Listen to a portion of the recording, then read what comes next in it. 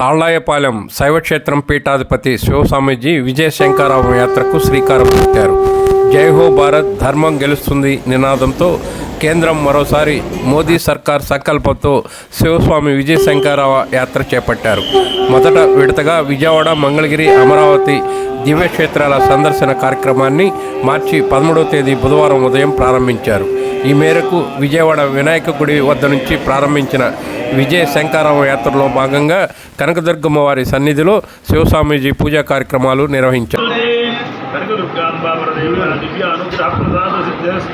పునర్దర్శన యోగ్యతా ప్రాప్తిరస్తు, సకల కార్య దిగ్విజయ సిద్ధిరస్తు, సమస్త సన్మంగళాని భవంతు, షన్నో భవంతు. భజే భజే.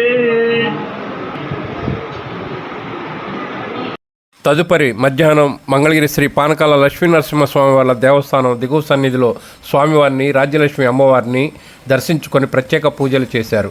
ఈ సందర్భంగా స్థానిక భక్తులతో పాటు టీడీపీ రాష్ట్ర అధికార ప్రతినిధి తమ్మిశెట్టి జానకిదేవి, మాజెట్టి సూర్య వేణుగోపాలకృష్ణ శ్రేష్ఠి, గాదంశెట్టి సుజాత, ఎడ్ల గురునాథం తదితరులు శివస్వామిని కలిశారు.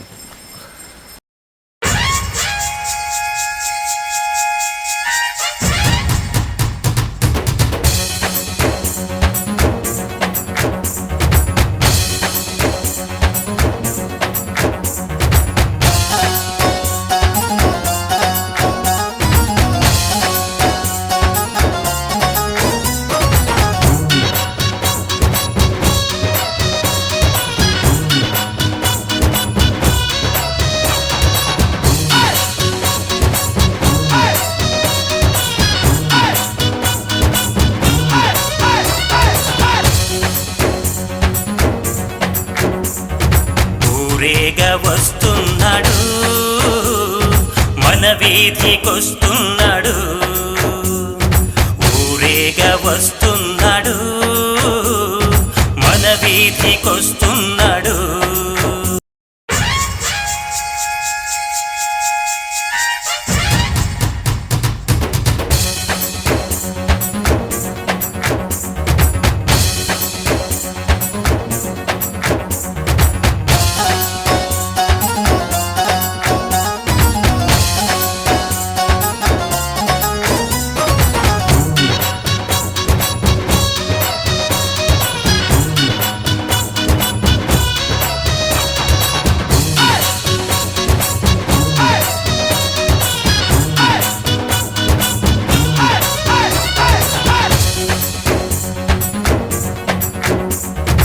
ఊరేగా వస్తున్నాడు, మన వీధికొస్తున్నాడు. ఊరేగా వస్తున్నాడు, మన వీధికొస్తున్నాడు.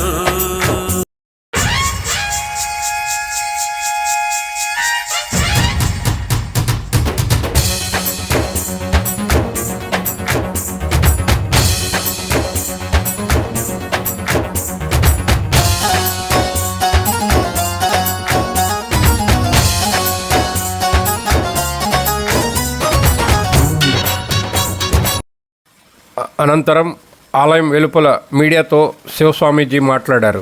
దేశ ధర్మ రక్షణ కోసం విజయ శంకరావ యాత్ర చేపట్టినట్లు శివస్వామి తెలిపారు.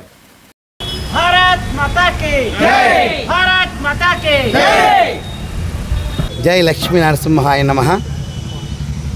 ఈ రోజున భారతదేశమంతా కూడా అయోధ్య బాలరాముడి దివ్య ప్రతిష్టా కార్యక్రమంతో భారతీయులందరూ సమన్వయంగా, సంఘటితంగా చైతన్యమైనారు. ఆ తర్వాత వస్తున్న రాజకీయ సమరం, ఈ సమరంలో మాననీయ భారత ప్రధాని నరేంద్ర మోడీ గారి యొక్క మార్గదర్శకంలో భారతీయ జనతా పార్టీ 375 సీట్ల పైన 400 వరకు రావాలని, అలాగే ఆంధ్ర రాష్ట్రంలో భారతీయ జనతా పార్టీ, తెలుగుదేశం, జనసేన ఉమ్మడి పొత్తుగా ఏర్పడ జరిగిన ఈ వ్యవస్థలో అక్కడ విజయాన్ని చేకూరాలని, స్థానికంగా మంగళగిరి నుంచున్న నారా లోకేష్ గారు అత్యధిక మెజార్టీతో గెలవాలని మా మఠపీఠ ఆశీర్వాదపతులు అందరూ కూడా కలిసి విశ్వధర్మ పరిరక్షణ వేదిక ద్వారా విజయ శంకరామ యాత్రకి శ్రీకారం చుట్టాం.